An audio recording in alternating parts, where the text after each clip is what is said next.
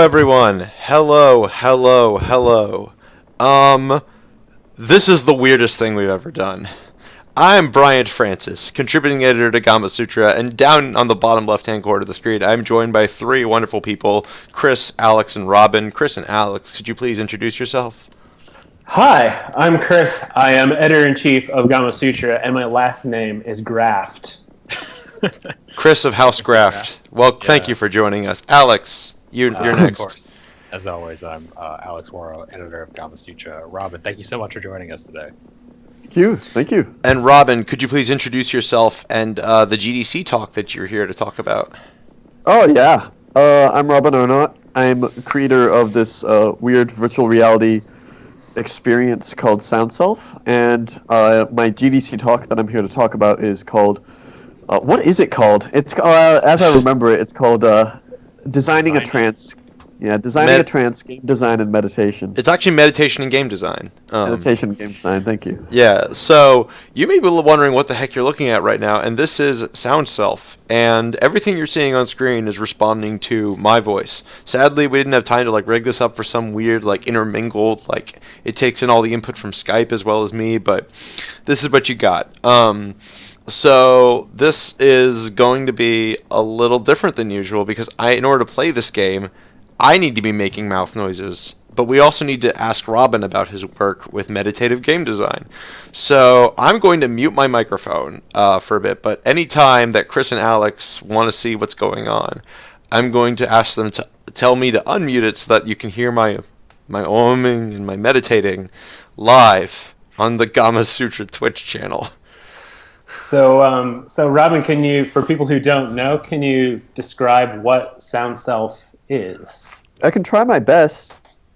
Although, honestly, I've been working on this project for a long time, for about 4 years, maybe a little more now, and I still have difficulty describing it because, I could describe it very superficially, but it's a little bit like describing an LSD trip in which where it touches you, what makes it interesting is not the parts you can describe.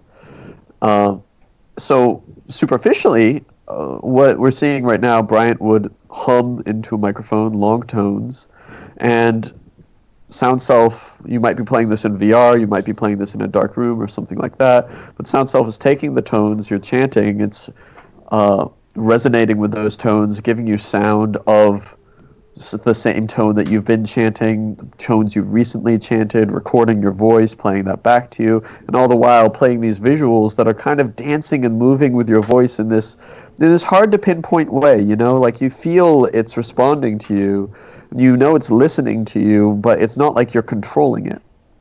And all the while, and this is where I get to what makes it interesting, because what I just described, it's sounds like a visualizer or something like that. But I think what makes this interesting, and what I'm really excited to talk about at GDC, I've been spending 4 years studying meditation and transcendence, and it feels like my work as a game designer is where that meets my work as a yogi, as a meditator. That's where I see so much rich power. I see in game design potential to create incredibly powerful transcendent technologies. Technologies for totally reshaping the way your mind works.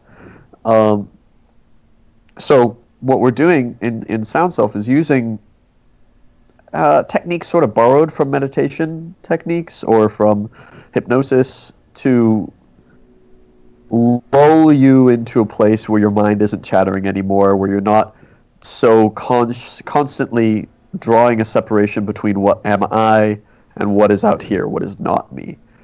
This from that. You're not drawing separations as much anymore because we're just overwhelming your ability to do that. And what you're left with is just something that isn't really describable, but it's a something that people have been trying to describe for millennia in religious texts and psychedelic journeying. It's something beneath our ability to language. Because language is itself a discerning form.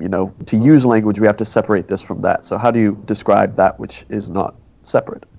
Yeah, and it was inspired by what you called a peak experience right? With actually using psychedelics at Burning Man, I think is what I remember. Yeah. So have you, when you're showing people this game and they're playing it over these past 4 years, has anyone you feel like, or have they said that they've had like a peak experience? I don't think it's not as intense an experience as you'll get through LSD. But it definitely gets people to a place where, so the thing with LSD is it's not just shedding you of your habit of making discernments and so on. It's also heightening your attention and giving you a lot of novel experience, so you're very sharp. So this experience, Sound Self it's not nearly as much of a kick in the face as LSD is. It's a much more subtle experience, but I do see people coming out of it just not being able to speak, not really being able to describe things. I don't think it's given people the kind of euphoria you expect from a peak experience through LSD. Something a little bit more subtle, a little bit more like what you might expect from a really solid meditation built on a solid multi-year-long meditation practice. And because it's using game mechanics to bring your mind there, it doesn't require the same discipline as a meditation might. So it's not built on discipline, on your own sort of inner mechanics. It's built on outer mechanics, bringing you into a subjective experience of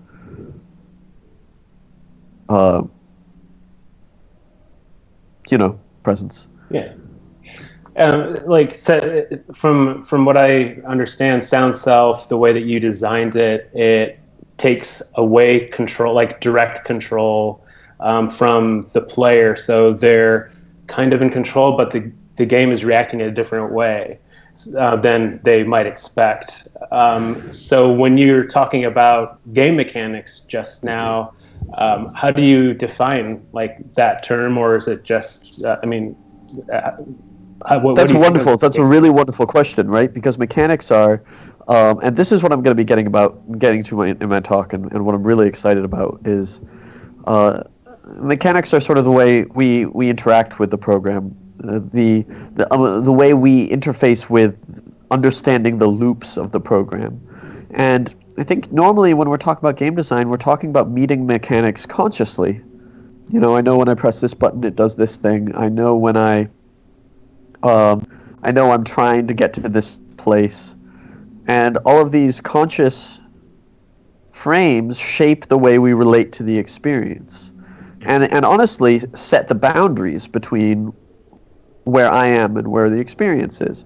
Or like imagine if you're playing Mario, or if you're playing a platformer, you're actually controlling the entire game world. But you only think of yourself as controlling your avatar, right? Because the mechanics are kind of constantly reaffirming a boundary between your avatar and the avatar's world and the enemies and what have you, right? So the mechanics sort of are at that place where we're interfacing with the game world. And generally, I think designers are targeting an experience of agency, meaning an experience of intention. I have an intention. Targeting, let's say I'm playing a game, the game is targeting me at a place where my intention meets the controller, or my intention meets the interface.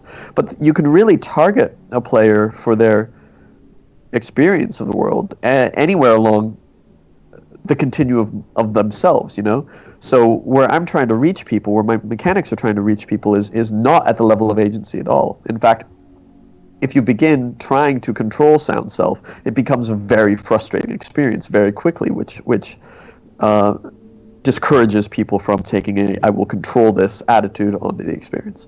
But there are mechanics at play, it's just you're meeting them at a place sort of beneath your intention, beneath your typical conscious awareness.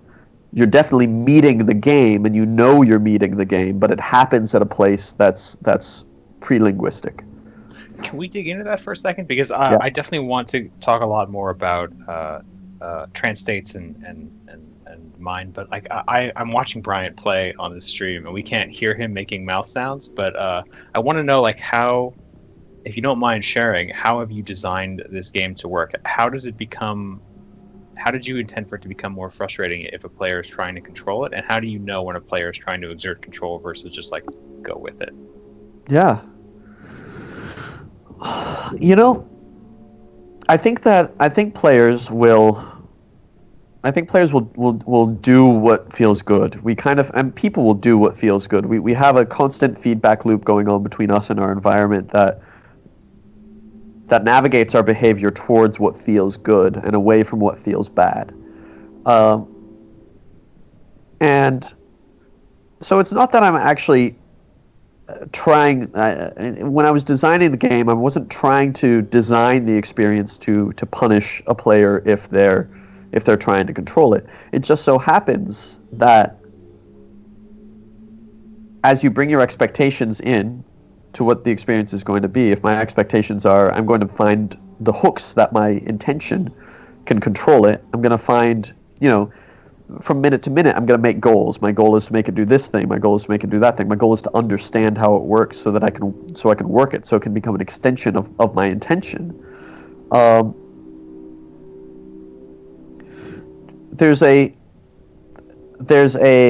You guys have probably all seen, and I imagine a lot of your listeners have seen these charts of difficulty to ability, where the flow state is sort of right in the middle there. Sure. And most games are targeting that flow state, right? Because the mechanics are targeting your intention. The mechanics are interfacing with your intention. But it just so happens that I'm not targeting intention. And so that sort of golden line in the middle between what I'm capable of doing and how difficult it is radically skewed, because you're never going to be able to figure it out. The system is too complex. It does intentionally dodge understanding, because I really want people to embrace mystery as they play it. And embrace mystery means letting go of any belief that I might be able to control what's going on here. So I think what happens is you get a player coming in trying to control it, and because it's just not designed to be controlled, it doesn't respond to that. And so I don't even have to design it to be frustrating there, because that's naturally what happens. It doesn't meet them at the level of their intention, but it is meeting them. And so as soon as they let go of trying to control it, you can kind of sink into feeling how it is meeting you. And in terms of how that is happening, I'm trying to think how I could describe this. Yeah, no worries. No pressure. Yeah. So I think for me, and it's difficult to describe because I was following an intuition in the early designs, and it's only, after years of doing this that I could kind of verbally describe what's going on. But I think a lot of it comes to biometrics, in that as you're chanting into the microphone and breathing, SoundSelf gets a sense for your breathing pattern. And it's responding to that. It's responding to your breathing pattern. It's responding to the tones you're making and the relationships between those tones. It has a sense, because of that breathing pattern, of about how relaxed or about how energized you are, and it's responding to that, and it's speaking to you. It's giving offers and suggestions all along, and you can follow them or not follow them. You're not going to be able to follow them or not follow them on a conscious level. You're just going to be, it's that process that just follows what feels good. That feedback loop that just follows what feels good. And as a designer, if I'm listening, if I have the capacity to listen to the player and listen to them tell me what feels good, and give them more of what feels good without giving them the illusion of being able to control it, then you have kind of a magical relationship going on there, where it's like being with a friend or a lover who knows you intimately. As soon as that relationship is not determined by you telling them what to do. That relationship is determined by intuition and sort of careful attention. And I think we're just paying attention. The mechanics are just paying attention to different things than most games are. It strikes me that most games are about escaping. They're about taking you somewhere else, and this is a game that is very much about embodiment and putting you back in your body in a deeper sense. Do you see that anywhere else in the game industry, and do you see any significant game developers exploring that more? Oh, totally, and I think it's already happening, and I think it's going to happen more and more, especially as we get. I think the reason that we've targeted intention as an industry is partly because the tools we've had for interfacing with the hardware, with the computational brain, which is what sets our industry apart, is we have this huge computational brain that can give you images and sounds and so on. And I think the reason that we've targeted agency and intention as an industry is because our main interface with connecting with the computer brain has been through buttons and joysticks, which are things you control with your fingers, and your fingers are sort of like the gravity center of your intentional I/O with the universe. Whereas your heart is where that sort of deeper stuff that is pre-linguistic.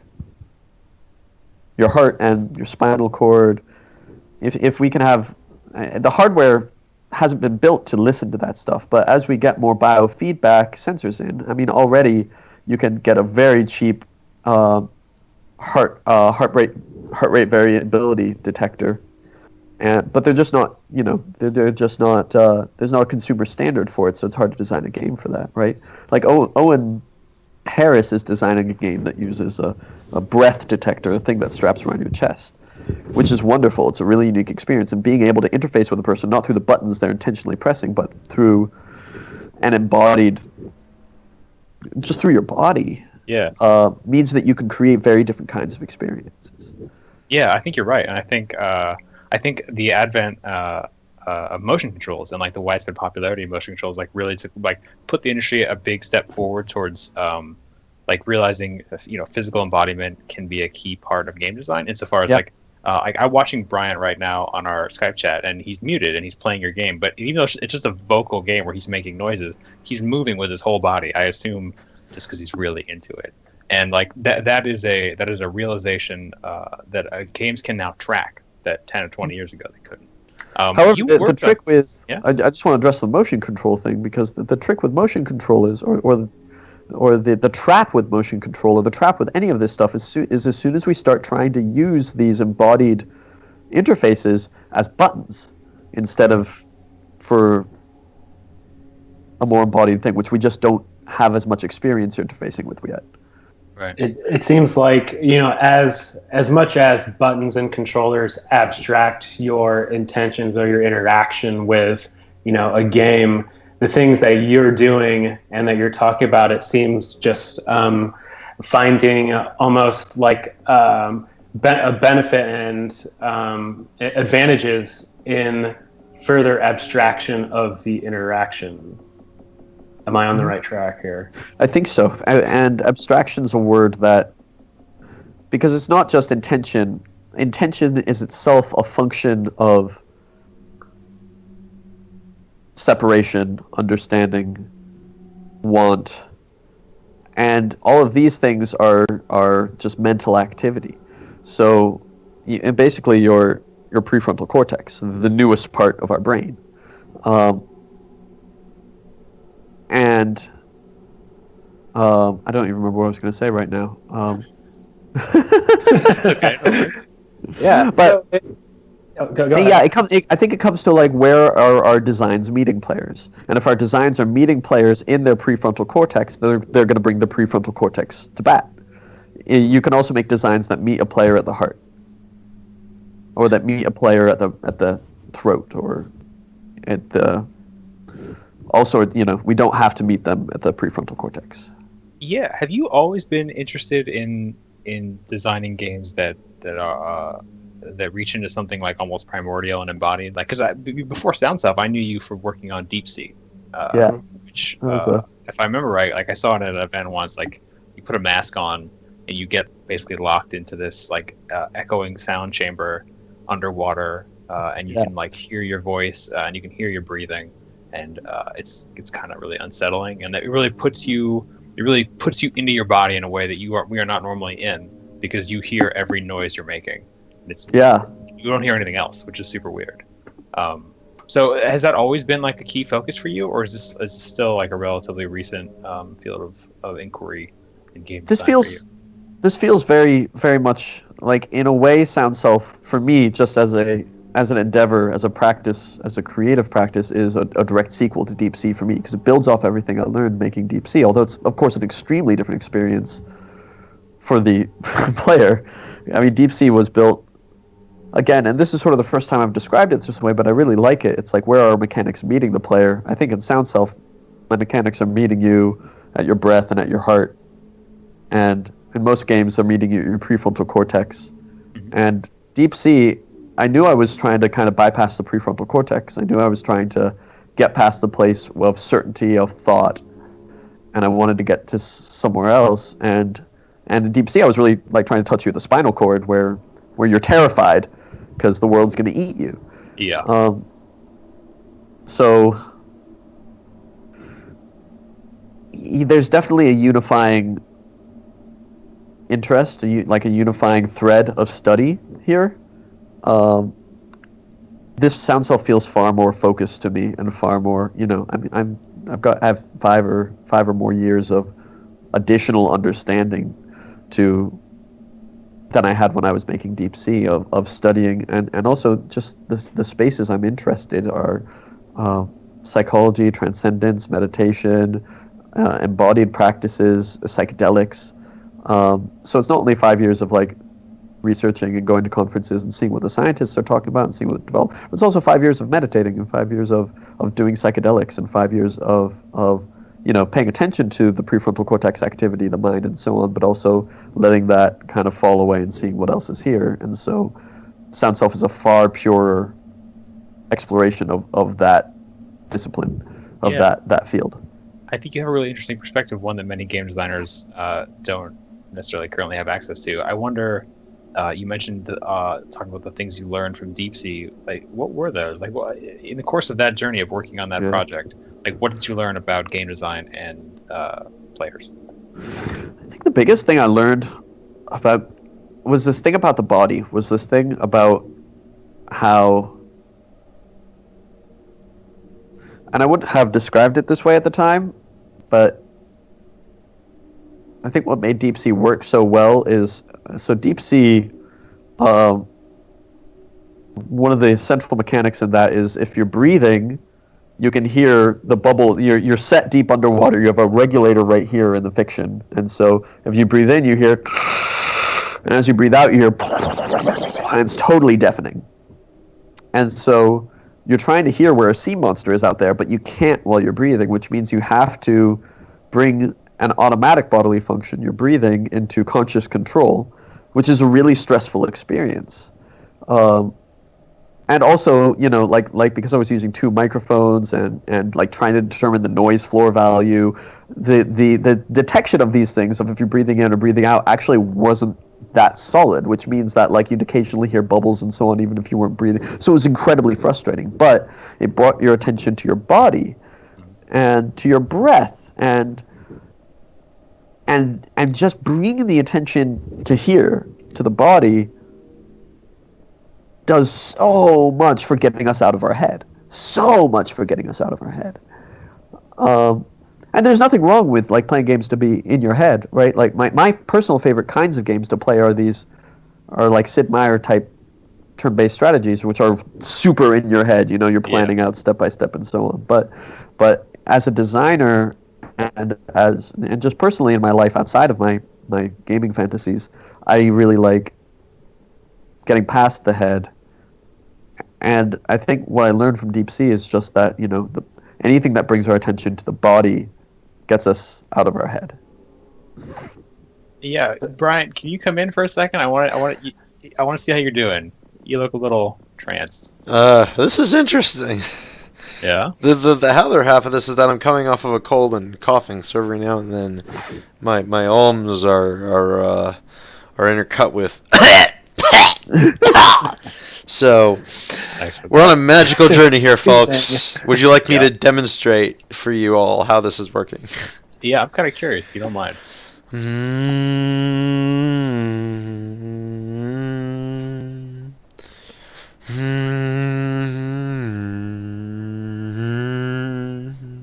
Can you hear your voice echoed back to you in your headphones?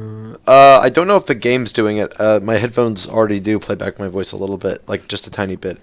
I've turned the volume down for the sake of our audience here. I think the I was most. getting into it until Alex interrupted you. Oh, thanks, Alex. So this is Sorry. interesting because it's like a conference call for Brian's sound self meditation, so I can hear what he's also hearing. It's so crazy. I was going to say the fascinating thing to me is that when Robin earlier talked about how it's like this is a game where the player cannot control the landscape before them, and yet I'm responsive and aware to how Sound Self is responding to my various sounds, noises, and coughs. Like, I'm aware of it, but I see no desire to take agency from it. Like, I can't make certain shapes appear. I can't make certain other things happen. And I'm just here. This is actually sort of like the best I've felt in a couple days, because my colds tend to come down with a little bit of, like, they bring some enhanced anxiety at the end of them. Plus, I have not been able to stop reading the news lately, and Oh boy. it's a little stressful, but I'm feeling pretty good right now, man. We all could use a little sound self right now. Thank you, Brian. One thing that's interesting with this is that there is there's been a discussion forever about that kind of puts technology at odds with real life experiences. Like, people treat it kind of as a zero-sum game, where if you're partaking in technology, then it's taking away from something in your quote unquote real life. But sound self is, and it seems like something that is meant to kind of using technology to benefit that. And where do obviously, like, you feel that technology can benefit some people in brain and body. How do you see that moving ahead here as we go on? So I think that the only reason that technology seems to be sort of disconnected from our quote real life experience is sort of there is what we call technology or modern technology is still pretty young, and it changes so fast. And I think we as a culture, we as a species, are only beginning to adapt to and understand how does this serve us and how does it not serve us. And right, everything is a pendulum, right? We need to figure out, like, find the extreme ends of utility before questioning, like, well, what does that serve? Does it actually serve me? Does it actually serve my heart? And then it brings us back to center. And I see a swing back to center happening, even in the mainstream. So I don't, and even stuff that, like, I don't think it's intrinsic in the design so much as wow, I'm kind of going off topic with sound self now, just talking about, like, the technological world in general. But yeah, I think like any game that you might think of as sort of a distraction or an escape can be used intentionally to bring you into contact with what matters to you. Like again, I was telling you about playing Civilization. I play Civ with friends of mine who live in California, so I don't get to see very often, or play other games with friends. Or, I play games because I like getting into my head and thinking long-term and strategically, like, these are ways. But the question is, like, does this serve me? How does this serve me? And I do see this relationship changing. So I don't describe to kind of the dystopian view of technology as, as pulling us away from our lives. I think to the degree it does that, it does so because it's, like with any addiction, you have to kind of go too far before you find, what's good for you. And then I think as a culture, we come back to center. So, but to bring it back to sound self, yeah, like, I think just sound self comes from what for me has been a central exploration in my life, which are these more existential ponderings, these existential practices, which I find extremely enriching. And I think because I find it extremely enriching, and not just meeting me on some superficial or numbing level, or even not just meeting me on a kind of thought level or a meaning level, but like I find it rich and powerful. I find this exploration as meaningful to me as relationship, or as it all.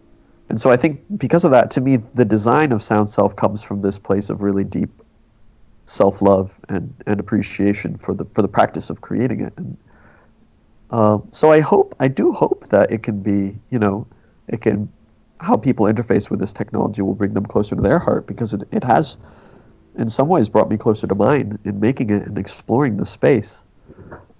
It's very interesting to hear you talk about like feeling this has been an experience of sort of like self-exploration and love, because so often in game development we hear different stories about what it's like to make games. Typically they're stories of courage and grit and exhaustion and frustration.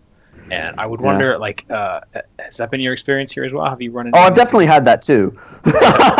there's definitely been, it's like I don't want to pretend that it's been a breezy, totally meditative process designing Sound Self, because it hasn't been, and my ego's gotten in the way, just like anyone's, right? Especially because I'm an independent, so I'm representing my game, so my ego gets wrapped up in the identity in the game. The game's part of my identity, and there's so many traps there. But like that itself is part of my spiritual process, is witnessing that. So, I don't want to pretend by any means that I am that the development of this game has been free from bullshit and abuse. Mm-hmm. But the core of it has come from that place of exploring something really deep and sort of pre-personal, pre-self. And by what I mean by that is just that the self is something we create. The self is something that is an ongoing creation, something we invent. Like that I experience myself as separate from you, and so on. And this is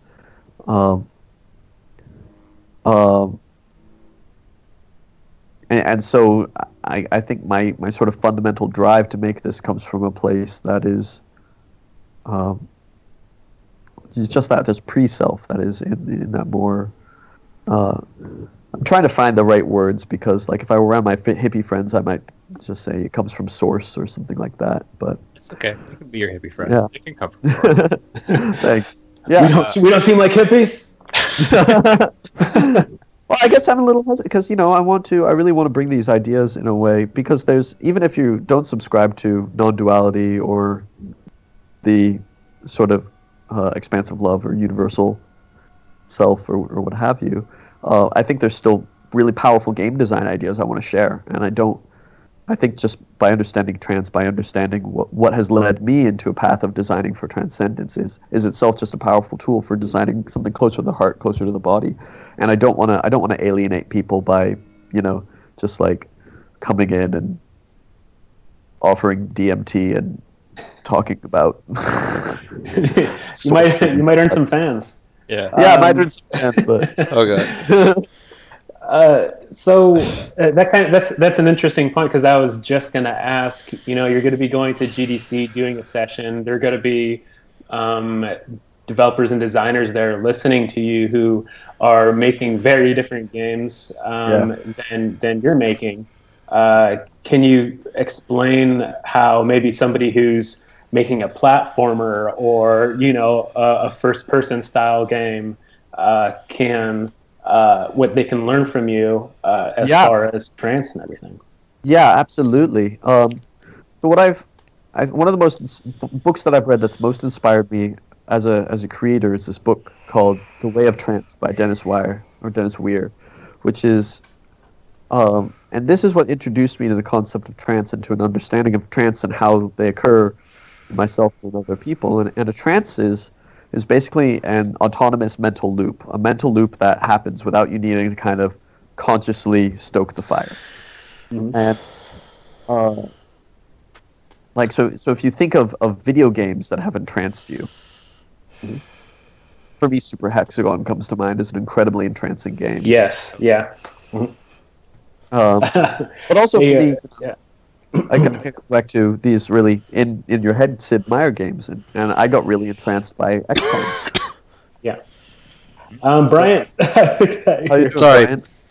I'm doing okay. I'm taking a break from humming and toning because like I said, coming off of a cold and I lost my voice last Saturday. So I need to be careful and not kill myself.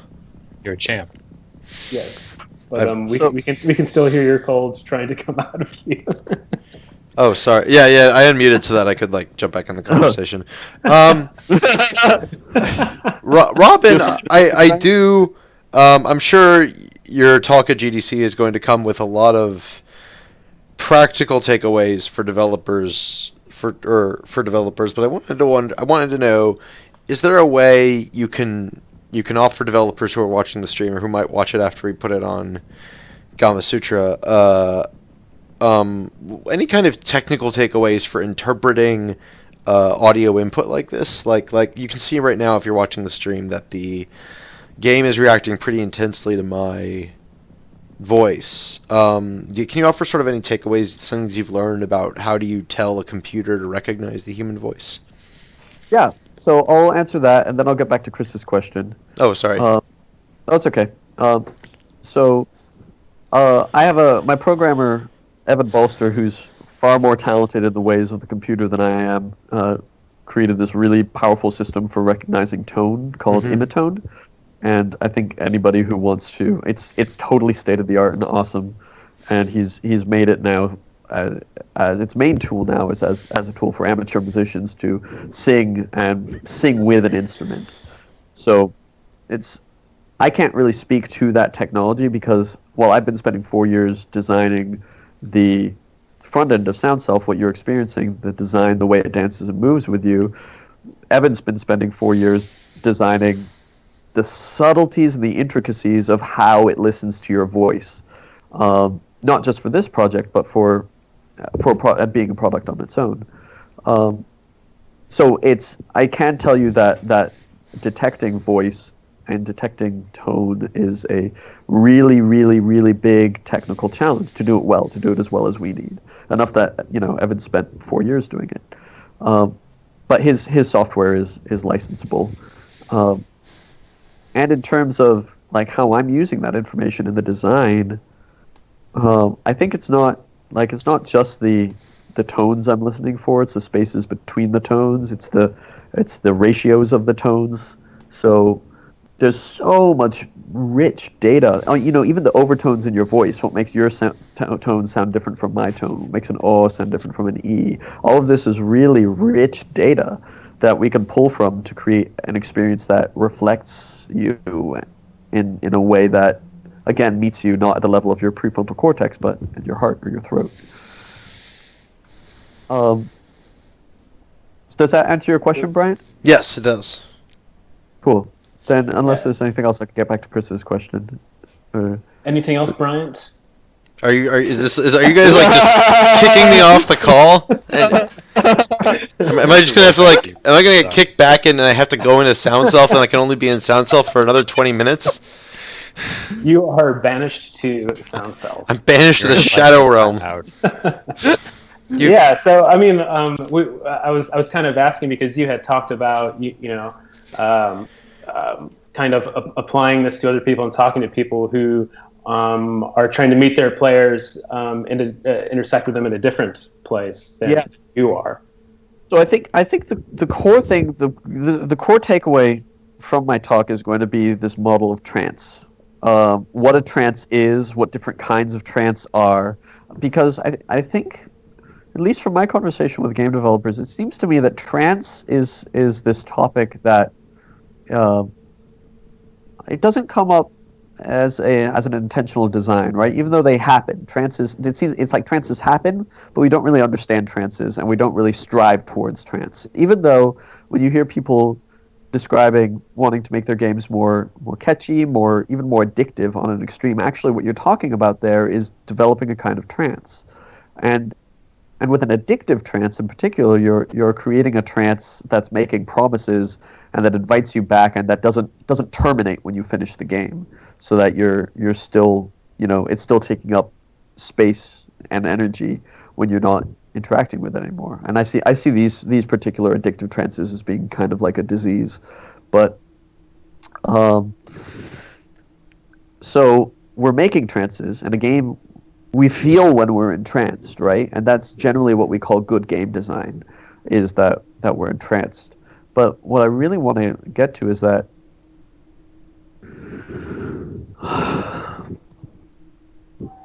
the kind of trance that your game design creates or invites the player into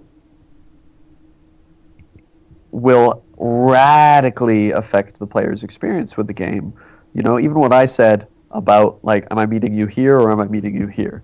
Mm-hmm. Right? What that comes to in my language of trance is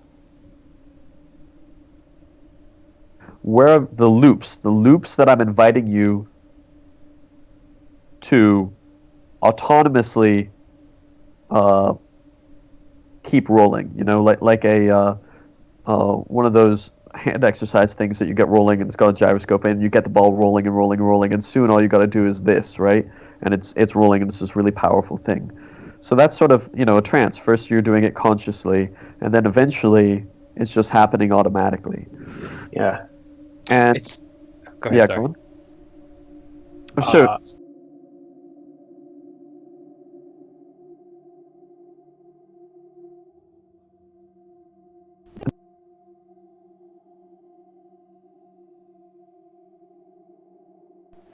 Apologies to our viewers. I appear to have been dropped from the Skype call. I'm going to try and rejoin and get them back on. Sorry about this. 1 second. What the heck?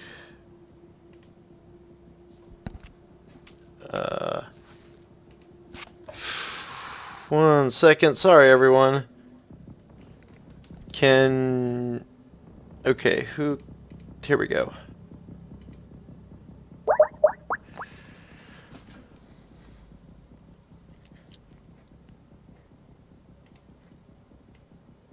We're getting them on right now, folks. Sorry about that. Creating a set of habits and loops, and where do those loops happen? If they happen in your personality, then that is just an extension of your personality. But we can discard that altogether, dismiss the personality, and make it as a loop in your body, or make it as a loop in... and I think music games do an incredibly good job of this. Mainstream music games do a great job of creating loops that don't meet you at your personality, but meet you in a more embodied form. Create a feedback loop between what I'm hearing and my action, and so on, right? That's just as meaningful and powerful a loop as one that's based on my identity and trying to avoid something, or having a map, a 2D or 3D map of the world. And how powerful the trances we design are the more powerful trances are actually networks of trances. So it's not just one loop, but it's one loop that is maintained by other loops that reaffirm the first loop. And understanding that means that you can design a trance loop. You can design an invitation to a looped action that is itself supported by other looped actions that will bring you back to the primary loop if you wander off. Yeah. Like loops. No, but like what you're describing is, it's Sound Self, which is a unique game that has different kinds of loops and maybe Civilization, for example. But the way that you're describing it is, I've heard game designers on more, quote, like traditional games describe it in the same way, like loops and arcs. And it all just like comes around. So there's the idea of how you're describing, like the momentum building up here. And the loop, kind of like loop happening in Sound Self, is almost kind of like a different form of the Civilization kind of one more try type thing, where it's more like conscious that, like, I'm going to click on the button, go one more turn, Whereas in Sound Self, which I haven't played in VR, people describe like time dilation. So it's like the loop is happening at a deeper level inside of their mind, where they'll just completely lose themselves. And I think the key thing is, and again, this is sort of the first time I've said this, and talking to you guys is kind of helping me understand my own maps more. But like you, because your own personality is itself a loop, we don't have to create loops that meet a person at the personality. You can meet a loop that meets a person anywhere. All you're inviting to do, and all you're doing is inviting somebody into a process of repetition, and that process of repetition is as fundamental as the personality. It's very strange to me because I what you're describing and your perspective sits on a spectrum to me between my conception of what it is to be in a trance and what it is to be present, like presence, right? So I haven't tried psychedelics yet. I look forward to it at some point. But I have done like a little bit of meditation, trying to get through, just to get through. And I've come to see meditation as like a way to, as you focus on your thoughts, you sort of like, if your thoughts are a waterfall, you step behind the waterfall and like just watch them go by, and you become very present and aware of the moment and of everything around you in the moment. And that is what I sort of witnessed when I watched Bryant play Sound Self.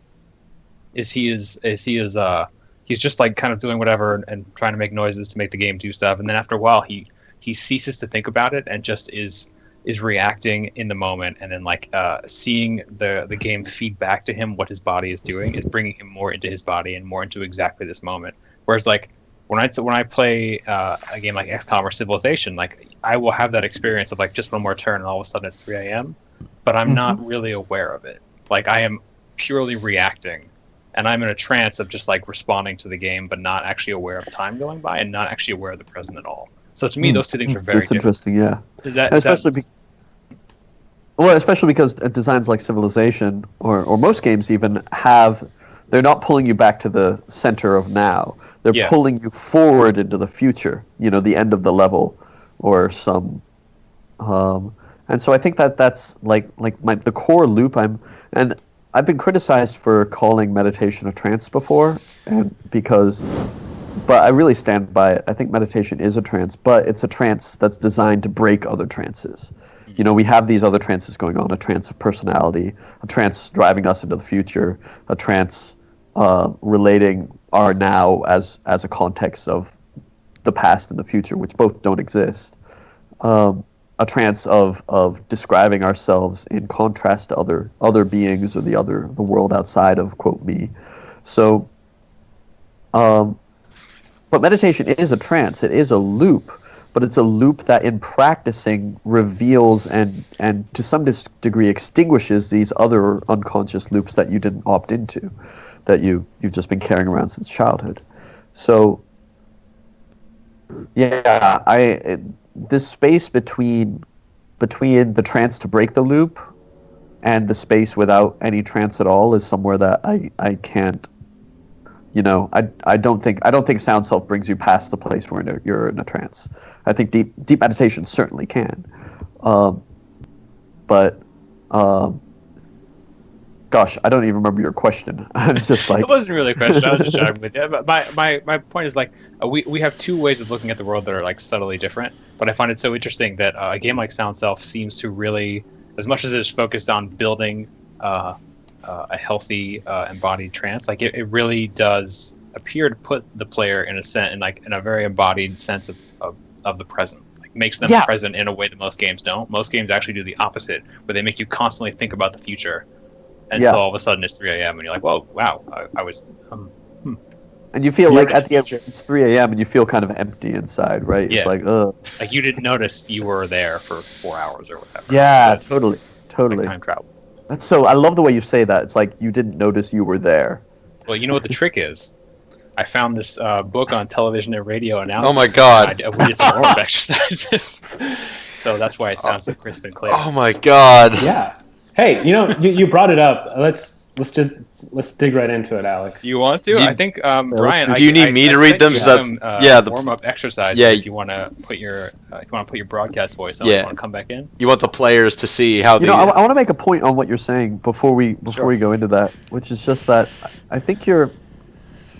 think responsibly designing trances or designing powerful trances really just it almost doesn't matter like what the network of trances are, or what you're particularly doing.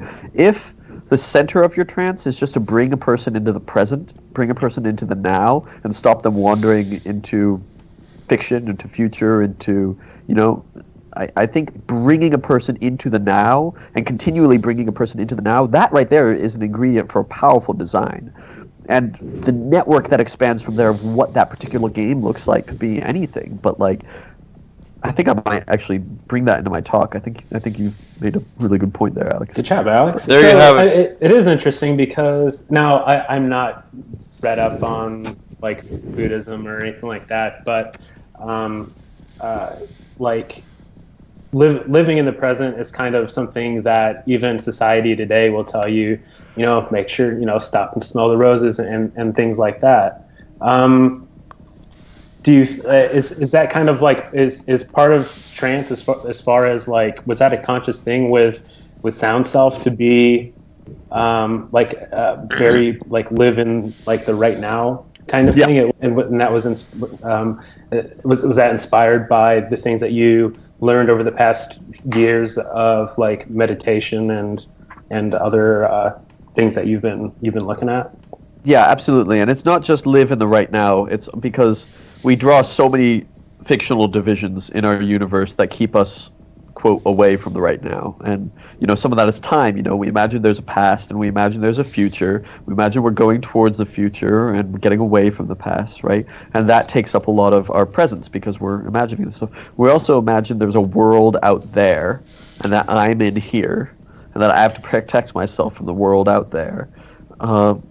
So I think when I was designing Sound Self, that one right there, that division right there was my interest, was designing to dissolve the separation between myself perceived here versus the world out there. But really, mechanically, what I'm doing, and I think as I've matured into the design of the game, it doesn't matter what the division that's being drawn is that I'm kind of dissolving. If we're dissolving divisions, it just brings you into the present.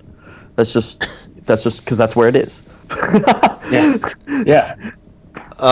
I was going to point out. We could do a little. All right. What you got there, Alex? What are you two cooking up? Brian, I sent you some exercises. Are you comfortable walking through them? More than comfortable. Too much action today. More than comfortable. My voice is always willing to go on the line for the things that I believe in. Now, Alex, you need to explain what these are. All right. So, what viewers and listeners need to understand is that my girlfriend's father was a radio guy here in the Bay Area, and we found on our shelf a 1979 textbook on television and radio announcing, 3rd edition. And this book is fantastic. It is packed with everything you ever didn't know you always wanted to know about, like inflections, dialects, warm-up exercises. It's great. And there are pages and pages of just like things to go through to get yourself ready for the mic, not exercises and like all kinds of stuff. So if you guys want to do this with me before we go, and I encourage anyone else too watching, if you ever need like get in front of an audience or get on a mic, if you're gonna get in front of a GDC talk. Check. We said at the same time. You guys ready? Let's go. All right. So first one, Willie Wallace willingly wiggled Williams' $1 million bill. Willie Wallace willingly wiggled Williams' $1 million we can start bill. Easier. I'm sorry. Here we go. All right. Let's try. We failed on the first one. The zippy little xylophone has a zany sound. The zippy little xylophone had a zany sound. You're getting it. This is really good. All right. Let's do another one. Let's try. Brian, are you doing this through Sound Self? Yes. Yeah, do it on the game. I am. Do it on the game. We're just going to assume he is. If I'm... Mike apparently is not working. What? Wait, are you serious? Okay. Oof. The edges of his incision had the noblesse oblige to form an Elysian.